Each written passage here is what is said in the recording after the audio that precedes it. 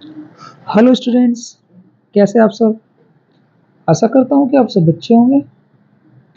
Students, आज हम class 11th का एक छोटा सा प्यारा सा चैप्टर डिस्कस करने वाले हैं जिसका नाम है अकाउंटिंग इक्वेशन। ठीक है ना, बहुत छोटा सा और प्यारा चैप्टर है, जल्दी ही आपको समझ में आने वाला है।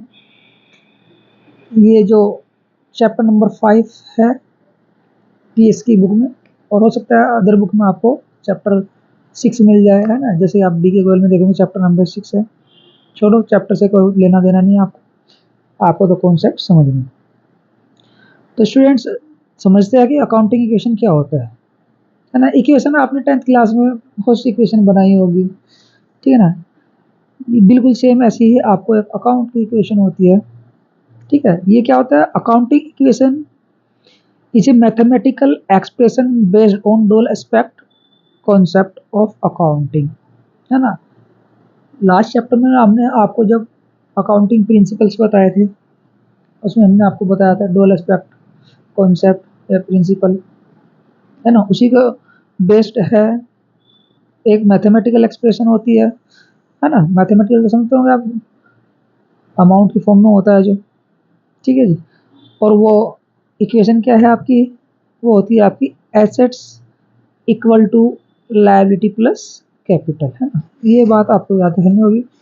जो अकाउंटिंग इक्वेशन होती है आपकी, वो होती है assets equal to liability plus capital. Capital क्या होता है, ये ओनर्स फंड होता है, यानी कि जो भी प्रोप्राइटर क्या करता है, बिजनेस में अमाउंट को इन्वेस्ट करता है, कैपिटल बोलते हैं। और ये लायबिलिटी होती है, लायबिलिटी हमने आपको बताया था, करंट लायबिलिटी होती है, नॉन करंट लायबिलिटी होती है ना। और एसेट भी बताया था आपको, तरह तरह की क्या होती है आपके पास, एसेट्स होती है। तो ये आपको इक्वेशन एक याद रखनी है कि एसेट्स इक्वल टू होती है लायबिलिटी प्लस कैपिटल।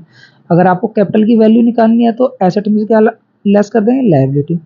लायबिलिटी निकालनी है तो एसेट्स में क्या लेस कर दे, कैपिटल। एसेट निकालनी है तो भैया एसेट तो इक्वल किसके होगी, ये भी बताया था आपको, लायबिलिटी प्लस कैपिटल होती है टोटल क्लेम, है ना, इक्विटीज या टोटल क्लेम, ठीक है। अकाउंटिंग इक्वेशन को बैलेंस शीट इक्वेशन भी बोला जाता है ना। इसका एक अनदर नेम है बैलेंस शीट इक्वेशन, ठीक है ना। इसमें जो भी ट्रांजेक्शन होगी उसके भी टू इफेक्ट्स होंगे। डुअल एस्पेक्ट कॉन्सेप्ट को क्या करती है, फॉलो करती है। तो एक बेटर अंडरस्टैंडिंग के लिए एक एग्जांपल देखते हैं। Let us take one example for better understanding. You can see here, आप देखिएगा। ये कहता है present the following transaction in the accounting equation, ठीक है जी। ये कहता है कि आपको एक इक्वेशन क्या करनी है, प्रिपेयर करनी है, बनानी है। तो देखते हैं स्टूडेंट, पहला कहता है कि Ram started business with cash 25,000 and cheque of 25,000 to open a bank account. तो भैया राम ने क्या किया, 25,000 नगद और 25,000 रुपये का एक चेक लगाया और उसने एक बिजनेस स्टार्ट किया। तो आप बताइए कि बिजनेस में कितना पैसा इन्वेस्ट हो गया। 25,000 नगद लगाया, 25,000 बैंक से लगाया, तो कितना हो गया, 50,000।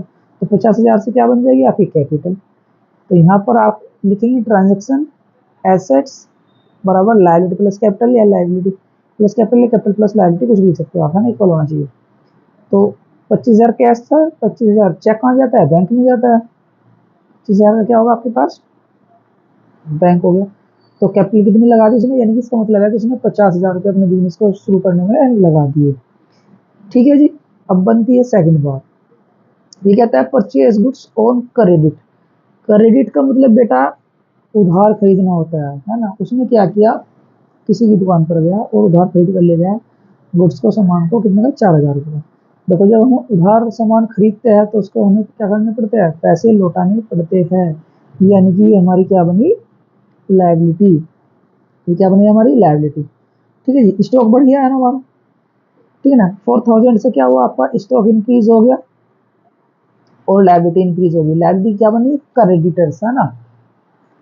क्या होते हैं क्रेडिटर्स, क्या होते हैं, करंट लायबिलिटी होती है, जिनका पैसा हमको एक साल के अंदर अंदर देना होता है। 4,000 से क्या बन गई आपकी लायबिलिटी बन गई, यानी क्रेडिटर बन गए। आप यहाँ पर लिखेंगे न्यू इक्वेशन या लिख सकते हैं न्यू अकाउंटिंग इक्वेशन, तो इक्वल आपने कर दिया है ना। 4000 ऐड हो गया, 4000 में 54,000 होगा दोनों साइड का।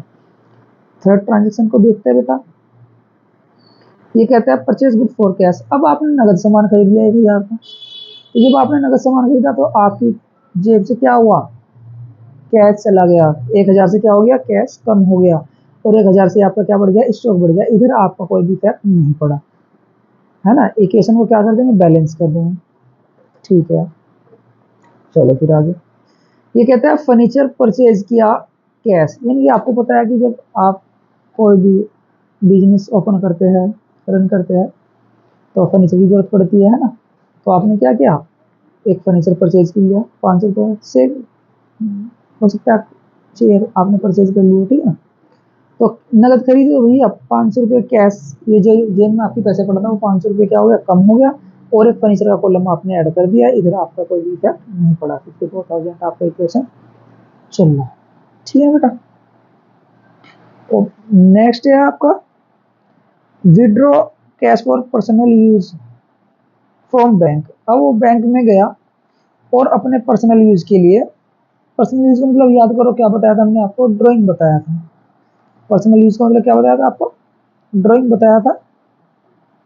ठीक है जी। तो बैंक से पैसे निकाले तो बैंक क्या हो जाएगा, कम हो जाएगा। ठीक है जी, कितने से, 700 से, और इधर आपकी कैपिटल कम हो जाएगी 700 से। ठीक है जी, इक्वेशन आप बना देंगे। ठीक है, फिर कहता है कि पेड रेंट 200 रुपीज। आपने क्या किया, रेंट पेड कर दिया। तो बताओ मेरे बच्चों क्या होगा, रेंट अब पेड करेंगे तो आपकी जेब के पैसे क्या हो जाएंगे, कम हो जाएंगे। अगर चेक से देते तो बैंक कम हो जाता। तो जब आपने रेंट पेड किया तो 200 रुपये आपकी जेब से कम हो गए और 200 रुपये से आपकी कैपिटल कम होगी, बैलेंस इक्वल बना दिया। ठीक है जी। फिर क्या आता है कि रिसीव्ड इंटरेस्ट फ्रॉम बैंक, है ना। बैंक क्या होता है, बैंक आपको इंटरेस्ट देता है जो आप बैंक में डिपॉजिट करते हैं। बैंक में आप क्या करते हैं, डिपॉजिट करते हैं, बैंक इंटरेस्ट लेता भी है, ठीक है ना। लेकिन जो कह रहा है कि आपको इंटरेस्ट रिसीव्ड हुआ, यानी कि आपको मिला, जो आपने सेविंग किया हुआ था बैंक में, आपको उस पर क्या दिया है, इंटरेस्ट दिया है। तो भाई मजा आ गया आपके, ठीक है ना। तो फिर जब इंटरेस्ट मिला तो जेब में पैसे बढ़ गए, जेब का मतलब यानी कि बैंक वाले पैसे बढ़ गए। कितना का इंटरेस्ट मिला है, 100 रुपीज़ का। 100 रुपीज़ से आपने क्या कर दिया, बैंक के कॉलम को ऐड कर दिया, और 100 रुपीज़ से आपकी कैपिटल क्या होगी, इंक्रीज हो गई। ठीक है भाई, चलो आगे चलते हैं। फिर क्या आता है, sold goods on credit costing 500, लेकिन आउटर कॉलम में गिवन है आपको 700। ठीक है, यानी कि कह रहा है कि सामान उधार बेचा, सामान उधार बेचा जिसकी कीमत 500 रुपया थी, लेकिन वो मैंने कितने का बेचा, 700 रुपये का। ठीक है, तो बात समझ में आ गई होगी, उधार बेचते हैं ना जब हम, या फिर आप याद करो जब आप किसी सामान को उधार खरीदते हैं वो आपको महंगा मिलता है, क्योंकि दुकानदार को पता होता है कि भैया इसकी जेब में पैसे नहीं है, ये कहीं और से नहीं खरीद सकता, इसलिए आपको क्या करता है, वो सामान महंगा देता है। ठीक है जी। या फिर आपको प्रॉफिट भी चाहिए, ऐसे भी कह सकते हैं, जरूरी नहीं कि हर बार ऐसे ही होगा। तो प्रॉफिट भी चाहिए, जिसकी कीमत 500 रुपये थी, आपने उसको 200 रुपये का प्रॉफिट ऐड किया, 700 रुपये का आपने उसको बेच दिया। जब आपने उधार सामान बेचा तो हमने बताया था डेटर्स जनरेट होते हैं, तो एक कॉलम डेटर्स का बना लेना। ठीक है जी, एक कॉलम किसका बना लेना, डेटर्स का बना लेना 700 से। ठीक है, और 200 का आपने प्रॉफिट लिया तो आपकी कैपिटल बढ़ गई 200 से। नई इक्वेशन बना लेना, नई इक्वेशन आपकी बन जाएगी। फिर क्या था जी, पे टू क्रेडिटर्स। अब जिससे हमने वह सामान खरीदा था, ठीक है जी, हमने उसको क्या करे, 400 रुपये दे दिए। आप देख सकते हैं कि हमने सेकंड ट्रांजेक्शन में 4000 का उधार सामान खरीदा था, अब हमने उसको 400 रुपये दे दिए। तो 400 रुपये से हमारा क्या हो जाएगा, कैश कम हो जाएगा, और 400 रुपये से हमारी लाइबिलिटी कम हो जाएगी, यानी क्रेडिटर कम हो जाएगी। ठीक है ना। फिर क्या था जी, paid PT cash. PT cash क्या होता है, छोटे मोटे खर्चे होते हैं, चाय पी ली, न्यूज़पेपर खरीद लिया, है ना, रिक्शा वालों को दे दिए 5-10 रुपये, छोटे छोटे खर्चे, ये सब क्या होते हैं, पीटी कैश में आते हैं। आगे चलकर हम बताएंगे आपको, पीटी कैश को भी सिखाएंगे। ठीक है जी। तो 200 रुपये से आपका कैश कम हो गया, और 200 रुपये से आपकी क्या होगी, कैपिटल कम होगी, और इक्वेशन आपने बना दी। तो हमेशा ये दोनों इक्वेशन यानी right side and left side R H S equal होनी चाहिए एल एच एस के, ठीक है ना। Okay students,